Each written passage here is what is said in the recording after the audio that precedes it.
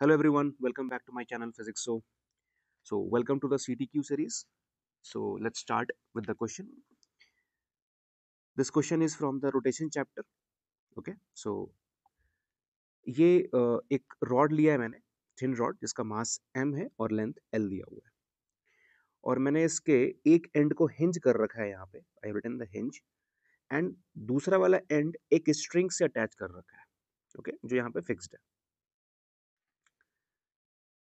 So the question is, just after the string is cut, find angular acceleration of rod, acceleration of center of mass of the rod, and hinge force. Okay. So देखिए इसको solve कैसे कर सकते हैं. जैसे ही मैं इसको cut करूंगा, जैसे ही मैं इसको कट करूंगा, ये रॉड जाएगा कुछ इस सेंस में, इस डायरेक्शन में, एंड ऑफ कोर्स जो ये इस तरीके से जाएगा वो कौन लेके जाएगा, तो इसका जो mg फोर्स लग रहा होगा सेंटर ऑफ मास से, वो उसका टॉर्क बेसिकली इसको प्रोवाइड किया होगा इस डायरेक्शन में, एंगुलर एक्सेलरेशन, इस सेंस में बेसिकली एंगुलर एक्सेलरेशन.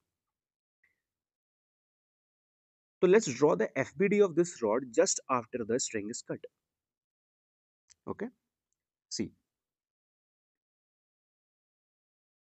तो अगर मैं ड्रॉ करूं FBD, तो आई वुड से कि यहाँ पर एक mg फोर्स लग रहा होगा सेंटर ऑफ मास पे, बिल्कुल इस डायरेक्शन में.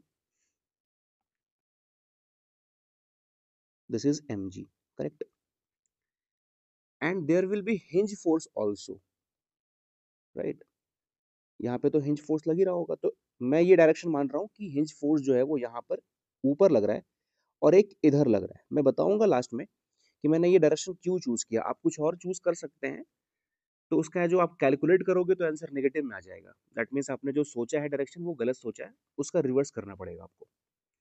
बट लॉजिकली हम ऐसा सोच सकते हैं कि जो हिंज फोर्स होगा वो यहाँ पे, वो एफ वाई बोल देता हूँ मैं यहाँ पे, and this is the F x. Okay, this is the F x.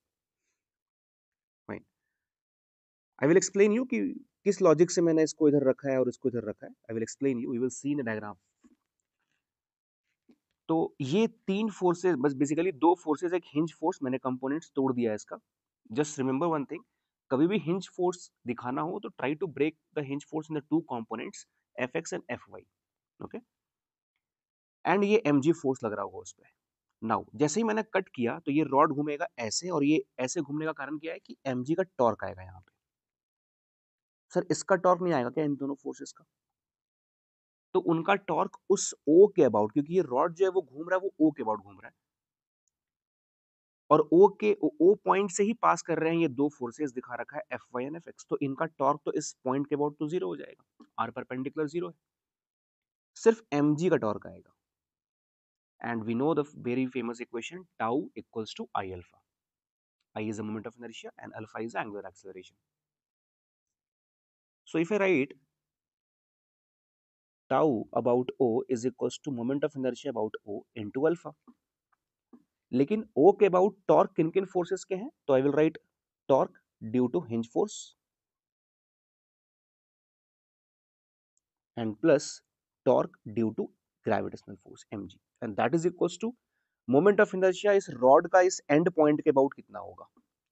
एक ऐसा एक्सिस जो इस O point से पास कर रहा हो, इस O point से, that is ml square by 3. Okay, so it will be ml square by 3 into alpha.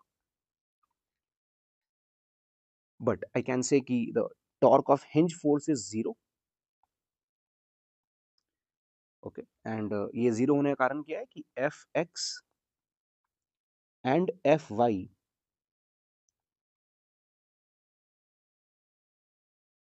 are passing through point O. तो उनका r परपेंडिकुलर 0 हो जाएगा, दैट्स व्हाई वो टॉर्क 0 हो गया उसका. ओके, सो FBD ड्रॉ करके हमने ये एनालिसिस कर लिया कि mg का टॉर्क ही रहेगा सिर्फ. Now we are going to calculate the torque of mg. Okay, so if you see, मुझे लगता है कि अगर मैं डायग्राम में दिखाऊं, torque of mg is mg into r perpendicular. अब ये r परपेंडिकुलर क्या होता है? टॉर्क का formula we know, r cross f. तो it will be r perpendicular into f. तो mg तो बिल्कुल वर्टिकली डाउनवर्ड है, और इस O पॉइंट के अबाउट टॉर्क मुझे लिखना है, तो आई वुड से कि this is only the R perpendicular, right.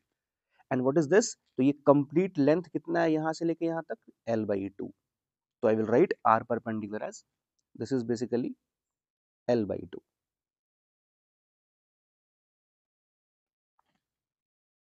Okay, so ये जो डिस्टेंस होगा R perpendicular, it will be equals to l/2 into sine 37 degree, correct? So let's calculate the value of torque of mg. Now I would say mg into l/2 into cos 37 is basically 4/5. Okay, see, this is l by, sorry, I written sine, my fault. It will be cos 37 degree. Okay, so it will be mg into l/2 into 4/5. Okay, and that is equals to ml square divided by 3 into alpha. So if you cancel the term like m and m cancel हो गया, l और यहाँ पे भी एक l cancel हो गया, 2 से ये 2 times में, एंड कैलकुलेट करोगे तो यहाँ से अल्फा की जो वैल्यू आएगी वो आएगी 6g/5l. So we have calculated the value of alpha. Okay. Now the second part of the question is find the acceleration of center of mass. Now listen carefully. जब मैं उसको कट कर रहा हूँ तो at the time of cut, just after the time of cut, I would से omega की value 0 होगी, एंगुलर वेलोसिटी विल बी 0. उस इंस्टेंट पे जब मैंने कट किया उसी इंस्टेंट पे ओमेगा विल बी 0 ना. ये बिल्कुल वैसा ही है कि एक स्टेशनरी फ्रेम से या किसी एक बिल्डिंग से मैंने एक बॉल को रिलीज किया, तो रिलीज करने का मतलब क्या हो गया कि उसकी वेलोसिटी कितनी हो गई, 0 हो गई. ओके, सो अगर मैं इसका ये सेंटर ऑफ मास हमारे पास इस रॉड का यहाँ पर है और मुझे सेंटर ऑफ मास का ही एक्सेलरेशन निकालना है, सो ओमेगा की वैल्यू अगर 0 है तो ऑब्वियस है कि जब ये रॉड को मैं कट करूंगा तो ये रॉड की टेंडेंसी होगी इधर मूव करने की. Every point on the rod will try to move in a circular motion. तो उस इंस्टेंट पे हर एक पार्टिकल के पास, मुझे पता है सर्कुलर मोशन में दो कंपोनेंट्स होते हैं लीनियर एक्सेलरेशन के, एक एसी और एक एटी. ये सेंट्रिपिटल एक्सेलरेशन है and is tangential acceleration. But AC का फॉर्मूला सर्कुलर मोशन में हम लोग पढ़ते हैं आर ओमेगा स्क्वायर या वी स्क्वायर भैया. तो आर ओमेगा स्क्वायर से देखोगे तो ओमेगा की वैल्यू 0 है. तो उस इंस्टेंट पे जब मैंने कट किया उस इंस्टेंट पे ओमेगा 0 है, तो एसी की वैल्यू उस इंस्टेंट पे 0 होगी. Not at every time, right, उसी इंस्टेंट पे. तो अगर एसी 0 हो गया तो मुझे लगता है कि एक्सेलरेशन जो नेट होगा सेंटर ऑफ मास का वो सिर्फ एटी के बराबर होगा. एंड एटी की वैल्यू होती है R into alpha. R is a radius, right. तो इस पॉइंट का रेडियस, इस पॉइंट के बाद वो घूम रहा है तो radius will be l/2 and alpha हमने यहाँ पे कैलकुलेट कर लिया है. ओके, सो जो मैंने बोला है उसको मैंने यहाँ पे लिख रखा है पॉइंट में कि every point on the rod will perform circular motion, so its center of mass will also perform circular motion, so it will have two acceleration, AC and AT. But at the time of cut omega की value 0 हो जाएगी. ये मैंने example को लेकर इसी को बस रिलेट कर रखा है कि it is same like at the instant of release from the stationary frame v equal to 0 होगा. वहां पे हम लोग u वेलोसिटी 0 मानते हैं, स्पीड 0 मानते हैं वहां पे. सो AC की वैल्यू अब मैं कैलकुलेट करूंगा तो AC तो कैलकुलेट किया तो 0 ही हो गया. आर ओमेगा स्क्वायर से R की वैल्यू l/2 है एंड ओमेगा की वैल्यू 0 है तो it will B 0. But AT की वैल्यू हो जाएगी R इंटू अल्फा. R की वैल्यू है l/2 इंटू अल्फा की वैल्यू अभी निकाला हम लोगों ने 6g/5l.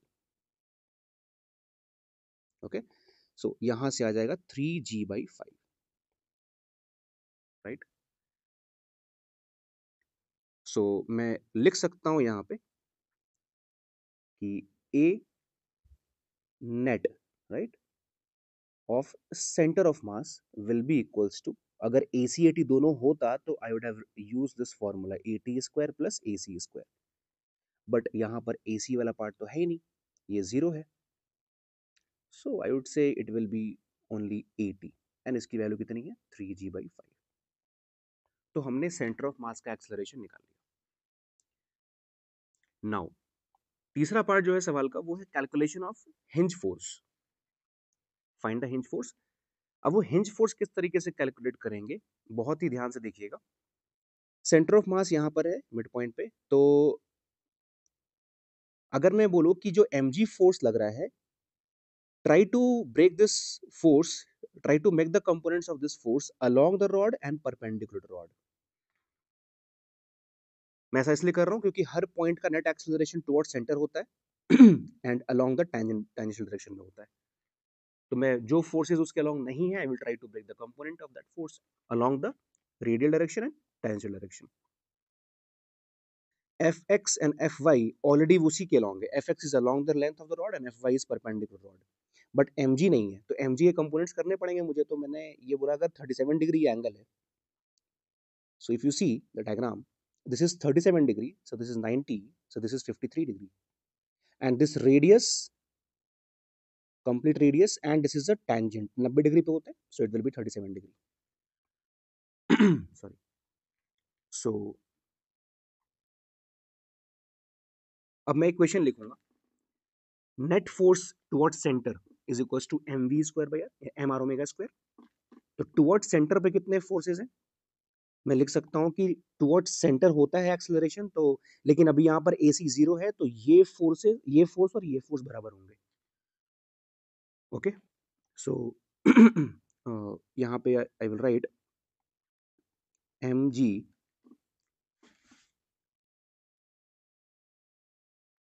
sin 37 degree,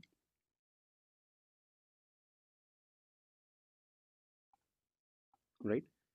So it AC will be 0, so I will write fx की वैल्यू हो जाएगी 3mg/5। ओके, ये मैंने fx निकाल लिया, फाइन। एंड fy के लिए क्या करें, तो fy के लिए नीचे की तरफ mg cos 37 डिग्री है एंड दिस इज fy, और ये रॉड ऐसे घूम रहा है, तो अल्फा इस डायरेक्शन में है, तो AT भी इस डायरेक्शन में ही आएगा। So net acceleration along tangential direction is in this direction, so we can say mg cos 37 degree minus fy equals to mat। मैंने ये माइनस ये क्यों लिखा, क्योंकि AT नीचे ही है, तो अगर एक्सेलरेशन नीचे है तो ये फोर्स बढ़ा रहा होगा। सो आई कैन से कि mg cos 37 degree minus fy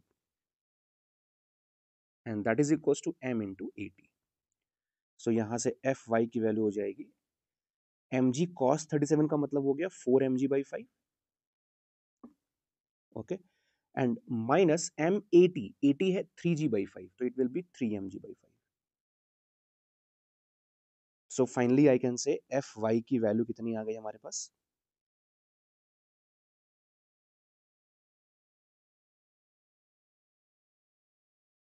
mg/5। Okay, so these are the fx and fy। मुझे पूछा है हिंज फोर्स, हिंज फोर्स इनका रिजल्टेंट होगा ऑब्वियस है, and both forces are at 90 degree, so we can say hinge force will be equals to under root of fx का square plus fy का square, so it will be under root of 3mg/5 का whole square plus mg/5 का whole square. Okay, सो यहां से answer जो आएगा वो आ जाएगा mg/5 √10 newton, that is the answer. Okay, so इस तरीके से हम लोगों ने इस क्वेश्चन को सॉल्व किया। एंड वन मोर थिंग, मैंने पहले बोला था कि I will give you an idea कि मैंने fx और fy को ऐसे ही क्यों चूज किया। सी mg sin 37 डिग्री इस डायरेक्शन में लग रहा है, तो यहाँ पर हिंज फोर्स बिल्कुल इसके लगेगा ऑपोजिट डायरेक्शन में, right? And m g cos 37 degree अगर इधर लग रहा है तो हिंज फोर्स बिल्कुल इसके अपोजिट लगेगा, जस्ट लाइक आपने झटका दिया यहाँ पे एम जी का फोर्स इधर लगा तो ये यहाँ पर एफ आई ऊपर लग जाएगा, right. So hope you like this video. Okay, so those who are new to this channel, please subscribe this channel, okay, so that on every Wednesday and Sunday you will get these type of questions. So with this all, I will end this video. Okay, thank you.